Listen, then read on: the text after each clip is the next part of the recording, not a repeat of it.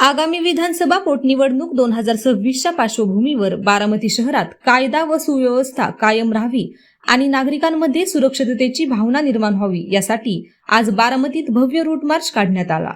या रूट मार्चमध्ये central industrial security force CISF आणि बारामती सिटी पोलीस स्टेशन यांच्या संयुक्त पथकाने सहभाग घेत शहरातील प्रमुख रस्ते, चौक आणि संवेदनशील भागातून पायदळ संचलन केले। या उपक्रमातून निवडणूक काळात प्रशासन पूर्णपणे सज्ज असल्याचा संदेश नागरिकांपर्यंत पोहोचवण्यात आला। तसेच निवडणूक प्रक्रिया शांततेत, पारदर्शक आणि निर्भय वातावरणात पार पडावी यासाठी पोलीस यंत्रणा सतर्क असल्याचेही स्पष्ट करण्यात आले।